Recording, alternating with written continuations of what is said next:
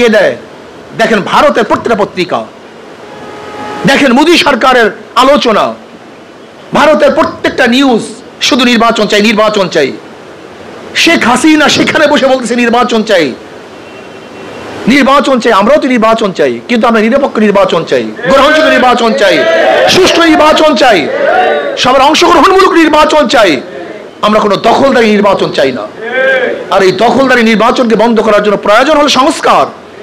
আজকে প্রশাসন সংস্কার হয় নাই, এমনকি নির্বাচন কমিশনের উপরে যদি মানুষের সন্দেহ থাকে, প্রশ্নবিদ্ধ নির্বাচন কমিশনের মাধ্যমে গ্রহণযোগ্য নির্বাচন হতে পারে না।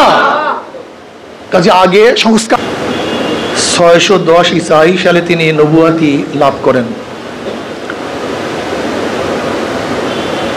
জনাব মুহাম্মদ রাসূলুল্লাহ সাল্লাল্লাহু আলাইহি ওয়াসাল্লাম নবী হন 610 ঈসাই সালে। আর 1776 সনে আমেরিকা স্বাধীন হয়। আমেরিকা স্বাধীন হওয়ার পরে সেখানে নারীদের অধিকার ছিল না, ভোট অধিকার প্রয়োগ করতে পারেনি। 18 সনের মাঝামাঝি নারীবাদীরা আন্দোলন করা শুরু করে।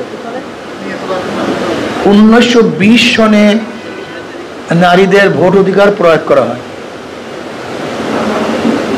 প্রায় 75 বছর 76 বছর পরে নারীরা ভোট দিতে পারে। যেখানে নারীদের অধিকার ছিল না তখন নারীরা আন্দোলন করেছে, সংগ্রাম করেছে। আর মুসলমান ইসলাম তো নারীদেরকে প্রথম থেকেই অনেক বেশি অধিকার দিয়ে রাখছে, অগ্রাধিকার দিয়েছে। মুসলমানরা তো নারীদেরকে এত মর্যাদা সম্পূর্ণ করেছেন যা চিন্তা করতে পারবে না, সে সম্পর্কে আপনারা সবাই জানেন। বর্তমান নারীবাদীরা যদি সম অধিকার চায়, ন্যায্য অধিকার চায়, তাহলে তারা আবার সংরক্ষিত আসন চায় কেন? একদিকে বলবেন আমাদের অধিকার দেন, সম অধিকার, আবার বলবেন আমাদের সংরক্ষিত আসন দেন। এটা সাংঘর্ষিক হয়ে যায় না? কথাটা বুঝাতে পারিনি। সমান অধিকার কিভাবে হবে? আপনিও লড়বেন, আমিও লড়বো, সমান্তরাল লড়বো। কিন্তু আমাকে যদি বলেন আমাকে স্পেস দিতে হবে, আমাকে এইটা দিতে হবে, আমাকে সেইটা দিবে, শর্ত জোড়ান, তার সম অধিকার হয়? এটা বিয়া খুব নাকি? তুমি সম অধিকার চাও আবার সংরক্ষিত আসন চাও, তুমি সম অধিকার চাও আবার এইটা আমাকে দিতে হবে, সেটা দিতে হবে কেন? তুমি সম অধিকার চেয়েছ। ওদের প্রস্তাবনার মাধ্যমেই হাজারো সংঘর্ষ ওদের মধ্যে আসে। কিন্তু আমি বলতে চাই, আসলে নারী অধিকাররা যে প্রস্তাব দিয়েছে এটা অধিকারের জন্য নয়, এই দেশকে ধ্বংস করার জন্য, এই সমাজকে ধ্বংস করার জন্য, পারিবারিক বন্ধনকে নিচ্ছিন্ন করার জন্য, মানুষের অস্তিত্বকে বিলুপ্ত করার জন্য। ধরে নেন ওরা ট্রান্সজেন্ডারের কথা বলেছে, ওরা সমকামীর কথা বলেছে, অল ফর দ্য ইসলামবাদ, কোরআন হাদিসবাদ। কিছু সময়ের জন্য আমরা সবাই সমকামী হয়ে গেলাম ওদের কথা অনুযায়ী। ধরে নেন যেখানে পুরুষ এবং মহিলার বিবাহ বন্ধন থাকবে না, পুরুষ পুরুষ, মহিলা মহিলা, সমাজ চলতেছে। আচ্ছা বলেন তো 100 বছর পরে এই দেশের অবস্থাটা কি হবে, দুনিয়ার অবস্থাটা কি হবে? বোম্বিং করার দরকার আছে, বুলেট মারার দরকার, যুদ্ধের কোনো প্রয়োজন আছে? 100 বছর পরে দেখবেন একজন লোক দুনিয়াতে নেই। তোমরা এমন প্রস্তাব করেছো যে প্রস্তাবটা সবাই গ্রহণ করলে 100 বছর পর দুনিয়াতে লাগবে না। এটা কোনো প্রস্তাব হতে পারে? বিবেকবান মানুষ এটাকে গ্রহণ করতে পারে? যেই আইনটা, যেই কাজটা করার জন্য ওরা কোটি কোটি মিলিয়ন ডলার ব্যয় করতেছে, এই কাজটা যদি আমরা শুরু করি তাহলে আমরা কি দেখবো? 100 বছর পরে দুনিয়ার অস্তিত্ব বিলীন, নাই, সব শেষ। এই তোমাদের মেধা, এই তোমাদের জ্ঞান, এই জ্ঞান নিয়ে চলো। ওরা কি চায় ওরা নিজেরাও জানে না। কুকুরেরও একটা আইন আছে, শুয়ারেরও একটা আইন আছে, ওদের সেই আইনটাও নেই। ওরা কি স্লোগান দিচ্ছে? চেয়েছিলাম হিস্সা, হয়ে গেলাম বেশ্যা। ভাই তোমার হিস্সা চাওয়ার কারণে তোমাকে কেউ বেশ্যা বলে না, তুমি বেশ্যা হয়েছে বিধায় তোমাকে বেশ্যা বলা হয়েছে। তোমার স্লোগানের মধ্যে ডিস্টার্ব, তোমার স্লোগানও ঠিক নেই। তুমি তো হও নাই, আগেই ছিলা। ইচ্ছা চাওয়ার কারণে তোমাকে কেউ বেশ্যা বলে নাই, তুমি বেশ্যাভিত্তিক কাজ করার কারণে তুমি বেশ্যা হয়েছো, আর সেটাকে নিজে জাহির করতেছে। এই স্লোগান বাংলাদেশের বুকে হবে আমরা চিন্তাও করতে পারি, ভাবতেও পারিনি।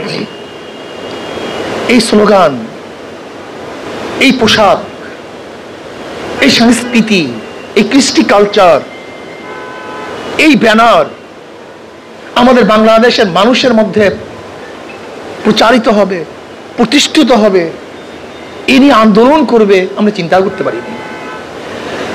আমাদের হযরত তো বলছে ইসলাম এবং কোরআন ও হাদিসের সাথে তো সাংঘর্ষিক কথা। আসলে কোরআন ও হাদিসের সাথে সাংঘর্ষিক নয়, গোটা ধর্মের সাথে তাদের বক্তব্য সাংঘর্ষিক। কোন ধর্মের সাথে তাদের কথার মিল নেই, ধর্ম বাদ না, সমাজের সাথে তাদের কথার মিল নেই। এরা মনে হয় যেন ভিন্ন এক গ্রহের লোক, এই গ্রহে তারা বসবাস করে না। এরা নাস্তিকও না ভাই, এরা কি যে বলতেছে, কি বলতে চায়, কি যে চায় আমি তাও বুঝি না। পাগলের মতো, পাগলের যেরকম যেই সময় যা মনে চায় তাই বক্তব্য। এদের নিজেদের বক্তব্যের মধ্যে আপনি বিশ্বাস করবেন না, কত সাংঘর্ষিক কথা আপনি চিন্তা করতে পারবেন না। আসল মূল ব্যাপারটা কি? আসল মূল ব্যাপার এখানে না, আসল কথায় আসেন। যে হযরত ইঙ্গিত দিয়েছেন, ভারত কোন অবস্থাতে ইউনূস সরকারকে সহ্য করতে পারছে না। যতদিন ইউনূস সরকার আছে মনে হয় যেন তার মাথার উপর একটা গজব, একটা পাহাড়। সে চাইতেছে যে কোনো মুহূর্তে ইউনূস সরকারকে সরাতে। কিন্তু সরাবে কিভাবে? সরাবার পদ্ধতিটা কি? দারুণ চমৎকার এক সমাজ সরাবার পদ্ধতি। সেই সরাবার পদ্ধতির মধ্যে নিয়ে আসছে এই নারীবাড়ি আন্দোলন, এই এনজিওদের সাথে কানেকশন ক্যালকাটার সাথে। আমি আগেই বলেছি, আপনারা শুনেছেন, আমি বাইতুল মোকাররমের বক্তব্য বলেছি, এই এনজিওদের সাথে সম্পর্ক হলো ক্যালকাটার সাথে।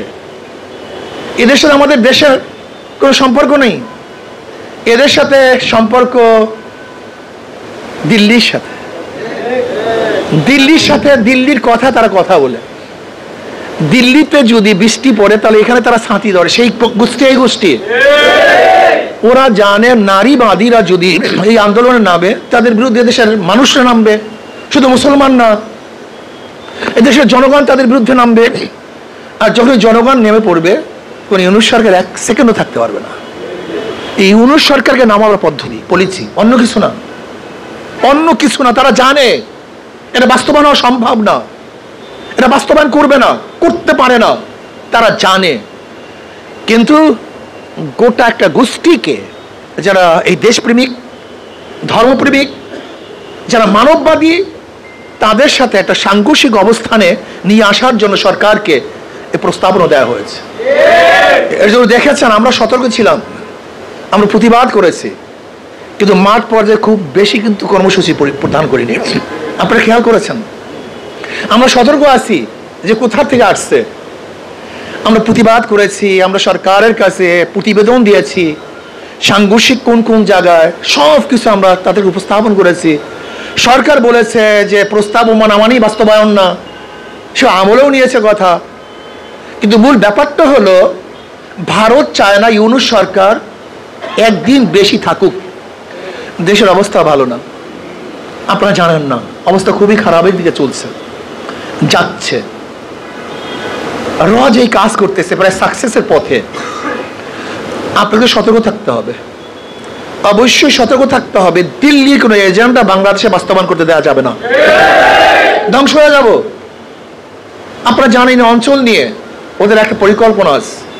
ওরা বারবার ফেনীর ওই পোলের কথা বলে, ব্রিজের কথা বলে, ওই রাস্তার কথা বলে। ওরা কি ভেবেছে এই পার্বত্য অঞ্চল চিটাগাংকে আলাদা করে বাংলাদেশ থেকে? এই অঞ্চলের প্রত্যেকটা মানুষ এই দিল্লির বিরুদ্ধে প্রথম আন্দোলনের সূচনা করবে ইনশাআল্লাহ। আমরা সচেতন আছি। শোনেন, আজকে ভারতের দালালদেরকে বলবো, যারা দিল্লির মুখে মুখ মিশিয়ে কথা বলেন, দিল্লির চিন্তা প্রকাশ করেন, দিল্লির স্লোগানে স্লোগান দেন, দিল্লির প্রেসক্রিপশন অনুযায়ী রাজনীতি করেন, বাংলাদেশের জনগণ আপনাদেরকে চিহ্নিত করেছে। দিল্লির কোনো দাদা এবং গোলামদেরকে এদেশে রাজনীতি করতে দেওয়া হবে না, ইনশাআল্লাহ হবে না। এদেশের জনগণ মানবে না, মানতে পারে না। এক ফ্যাসিস্টকে তাড়িয়ে আর এক ফ্যাসিস্টকে ক্ষমতায় বসাবার জন্য দেশের মানুষ আন্দোলন করে নেই। এক ডাকাত, চোর, লুচ্চা, গুন্ডা, বদমাশ এবং এক চাঁদাবাজকে সরিয়ে আর এক চাঁদাবাজকে ক্ষমতায় বসাবার জন্য জীবনের মায়া ত্যাগ করে রাস্তায় ঝাঁপিয়ে পড়ি নেই। রাস্তায় ঝাঁপিয়ে পড়েছিলাম এই মানুষের মুক্তির জন্য, এই মানুষকে আজাদ করার জন্য, স্বাধীন করার জন্য, তাদের অধিকারকে বাস্তবায়ন করার জন্য। আজকে যারা সংস্কারের বাহিরে শুধু নির্বাচনের স্লোগান কে দেয়, দেখেন ভারতের প্রত্যেকটা পত্রিকা, দেখেন মোদী সরকারের আলোচনা, ভারতের প্রত্যেকটা নিউজ শুধু নির্বাচন চাই, নির্বাচন চাই। শেখ হাসিনা সেখানে বসে বলতেছে নির্বাচন চাই, নির্বাচন চাই। আমরাও তো নির্বাচন চাই, কিন্তু আমরা নিরপেক্ষ নির্বাচন চাই, গ্রহণযোগ্য নির্বাচন চাই, সুষ্ঠু নির্বাচন চাই, সবার অংশগ্রহণমূলক নির্বাচন চাই। আমরা কোনো দখলদারি নির্বাচন চাই না। আর এই দখলদারি নির্বাচনকে বন্ধ করার জন্য প্রয়োজন হলো সংস্কার। আজকে প্রশাসন সংস্কার হয়নি, এমনকি নির্বাচন কমিশনের উপরে যদি মানুষের সন্দেহ থাকে, প্রশ্নবিদ্ধ নির্বাচন কমিশনের মাধ্যমে গ্রহণযোগ্য নির্বাচন হতে পারে না। কাজে আগে সংস্কার হবে, তারপর নির্বাচন হবে। এর জন্য আমাদের সতর্ক থাকতে হবে।